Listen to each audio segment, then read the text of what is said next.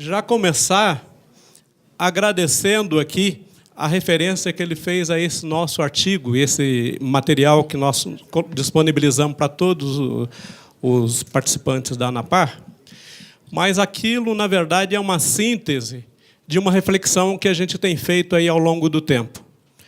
Nós temos chamado a atenção em todos os fóruns que a gente participa e nos cantos que a gente tem a oportunidade de discutir esse tema, que a questão da previdência complementar ela está muito mais ligada a uma falta de um projeto estratégico do país para desenvolver esse sistema do que a busca de determinados produtos e dando a essa conotação de fomento. É claro que alguns produtos têm que ser reinventados, mas eu sempre foco na questão estratégica dos fundos de pensão.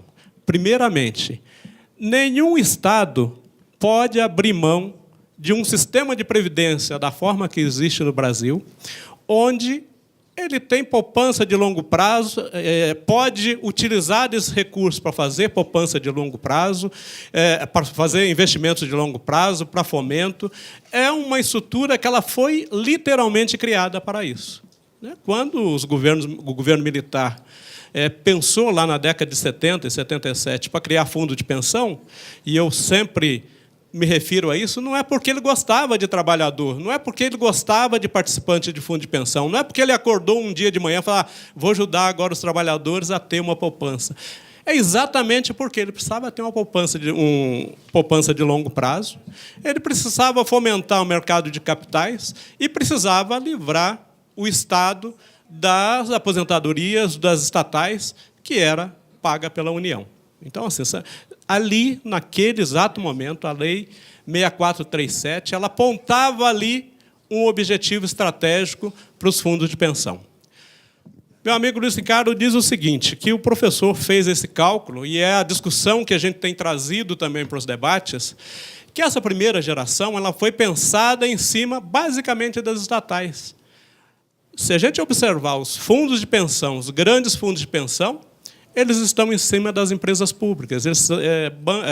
Previ, Petros, Funcef, e assim por diante, as empresas antes de ser privatizada, mas o eixo central dos fundos de pensão eram as estatais.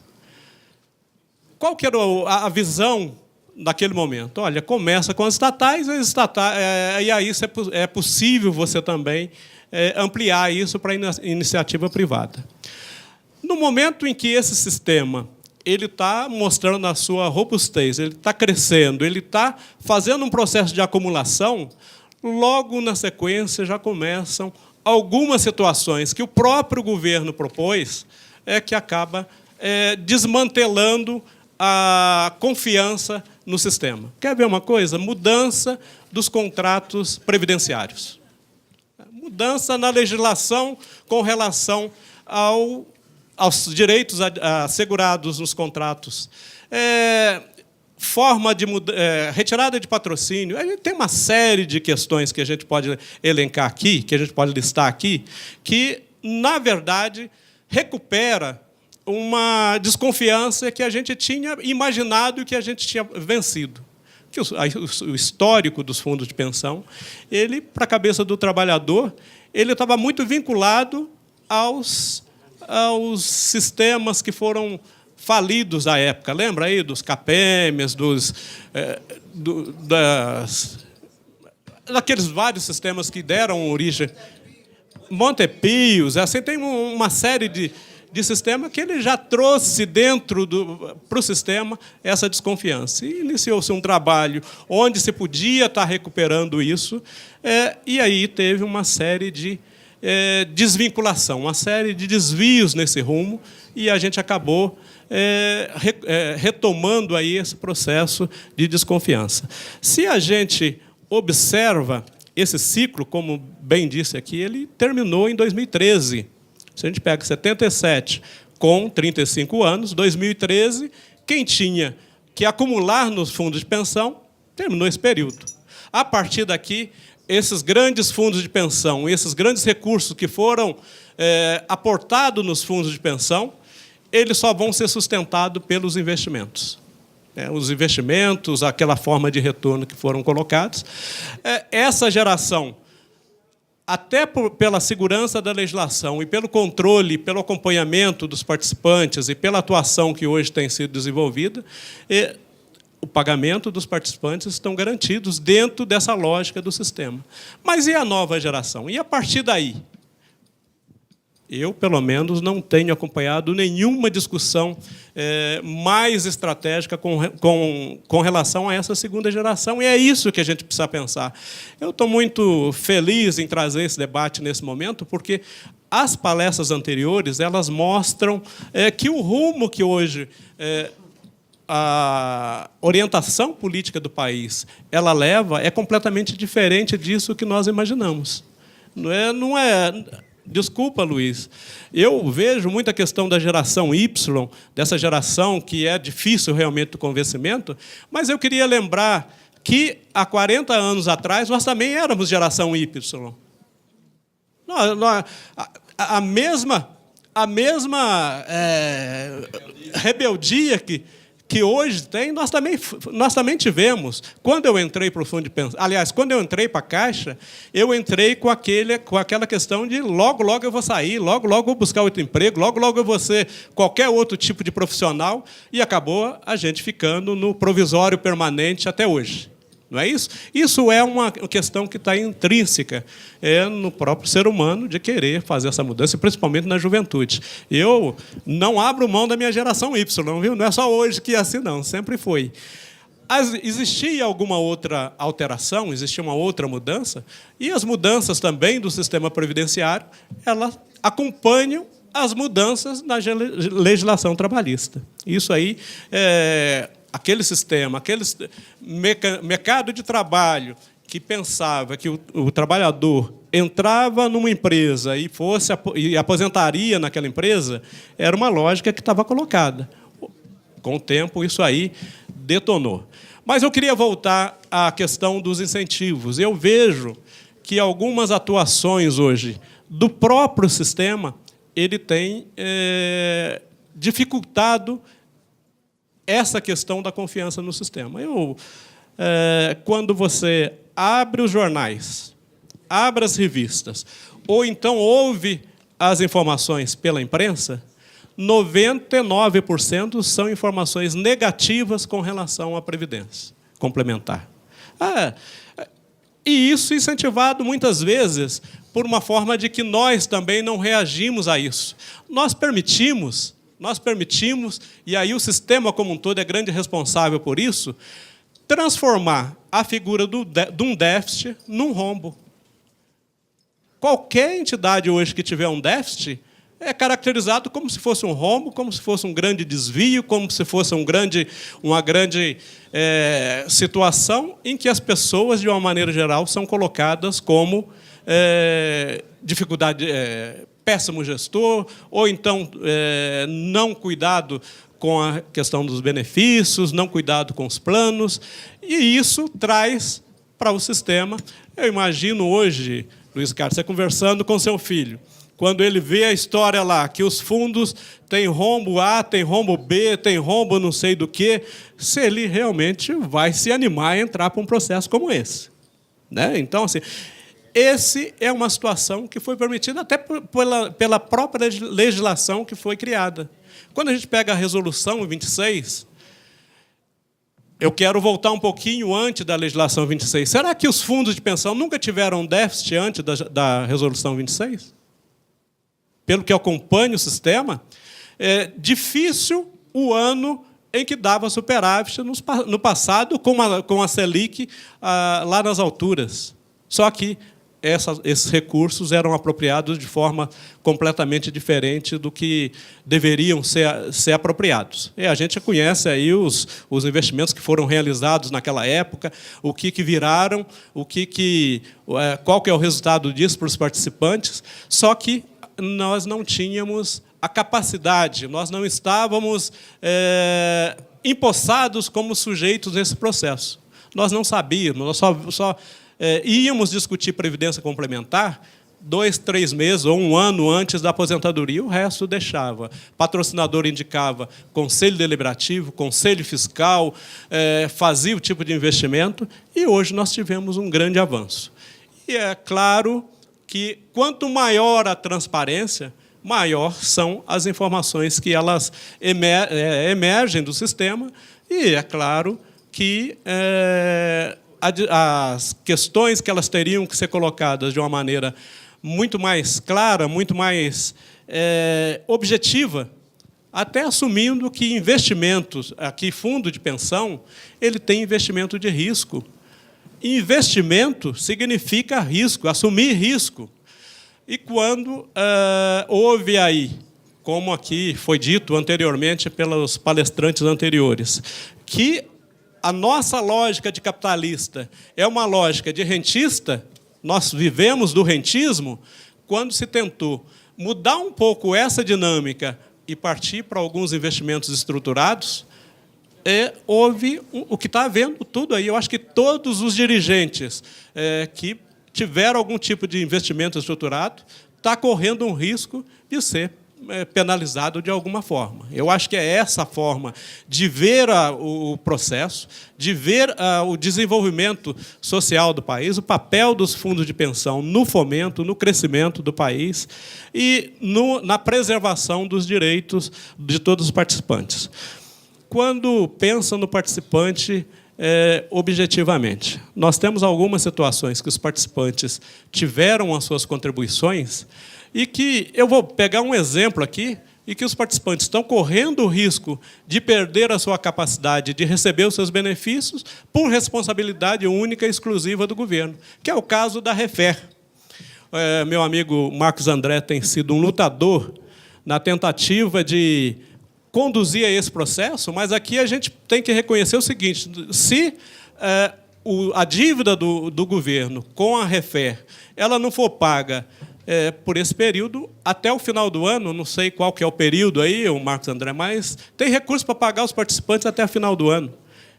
E aí, como é que nós pensamos que esse sistema, de uma maneira geral, ele vai convencer as pessoas a estarem aumentando?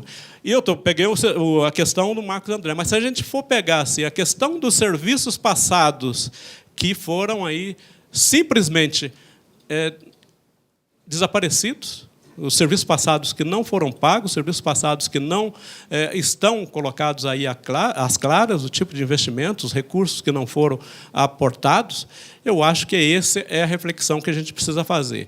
O que a gente precisa para finalizar? Nós precisamos de uma parceria muito grande da Previc, o Dr. Carlos Marli, para a gente também estar observando esse sentido. Eu vou te dizer isso porque eu cobro sempre da questão do tratamento. Tem o mesmo tratamento. Hoje, as patrocinadoras elas ficam muito à cavalheira com qualquer tipo de situação que está. Elas não têm um mecanismo de cobrança da mesma forma que tem o equilíbrio para os participantes. Os participantes são muito mais penalizados nas questões de cobertura de déficit, nas questões de responsabilização, em todas as questões que a gente for trazer aqui para a discussão. Eu sinto isso. Pode ser uma percepção e pode ser que eu esteja completamente errado. Permito ser corrigido. Mas a sensação que passa é que o Estado ele funciona muito mais para atingir os objetivos da patrocinadora do que dos participantes. E aí, por esse sentido, eu penso que há um desequilíbrio da força. Há um desequilíbrio das forças, porque, da mesma forma que a gente tem a capacidade de fiscalização, acho que a Lei 108, 109 foram grandes avanços para nós, mas ainda há o resquício do voto de Minerva, o voto de qualidade, que retira a capacidade dos participantes de ter um processo de igualdade. E pior do que isso, até esse pouco que temos, até esse pouco de representação que temos, está arriscado de ser tirado a qualquer momento. E arriscado de ser tirado por duas maneiras. Primeiro, pelo PLP 268. Se o PLP 268 fosse aprovado, e aqui quero registrar aqui que essa parceria com a ABRAP, com a ANAB, com a FENAI, praticamente com essas entidades que estão aqui, se não fosse esse grande trabalho que foi feito no Congresso, provavelmente hoje aqui nós não realizaríamos mais aqueles encontros de dirigentes eleitos, porque o processo é simplesmente passar para o mercado. E aí é que eu chamo essa reflexão que se faz, o que eu estou chamando aqui de previdenciário e financeiro. Olha, quando eu penso em previdenciário, que é uma poupança de longo prazo, com o objetivo de cumprir uma visão de melhoria da qualidade de vida no processo laboral, após o processo laboral, na aposentadoria, um acréscimo de investimento, eu vejo isso como previdenciário.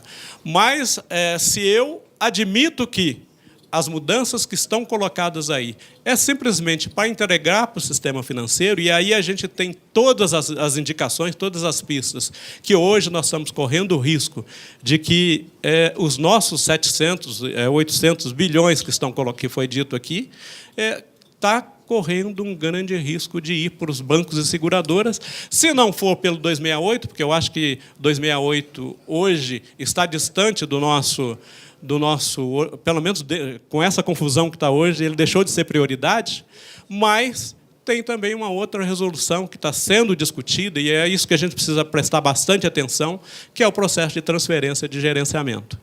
Pelo processo de transferência de gerenciamento, eu abro uma possibilidade de que a patrocinadora simplesmente retire os recursos de um patrocínio de um fundo fechado, passe por um banco, passe o gerenciamento para um banco e simplesmente deixa de manter aquela estrutura. E como a Fatorelli disse, sempre vem embalado numa desculpa, num projeto muito bem estruturado, que é a redução de custo para o participante. Quem não quer redução de custo? Mas só que essa redução ela vem de uma forma... o que não é dito é quanto que a gente vai pagar para os bancos. E, praticamente, essa redução de custo para o participante, ela não haverá. Com certeza, ela não haverá. O custo de administração ele vai ser muito maior. Quando a gente pensa em tudo isso, a gente reforça o que já foi colocado aqui.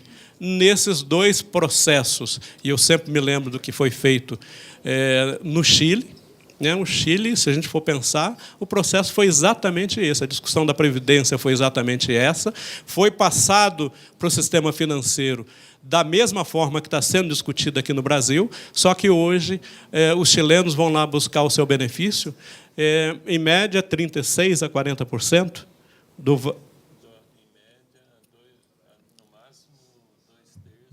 no máximo... no máximo... aposentadoria de R$1. Exatamente. Então, assim, no máximo 2/3 do salário mínimo. Então, é esse desenho que está colocado aqui. Tanto é que a gente tem 2 representantes do sistema financeiro nas duas pontas.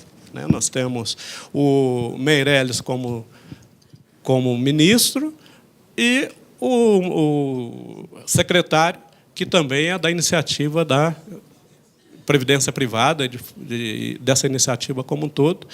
Nessa discussão toda, a ANAPAR ela foi chamada a atenção, vamos dizer assim, porque publicou uma matéria dizendo que, na discussão de transferência de gerenciamento, quem foi convidado para fazer lá a discussão da expertise que tinha nesse gerenciamento foram 2 bancos.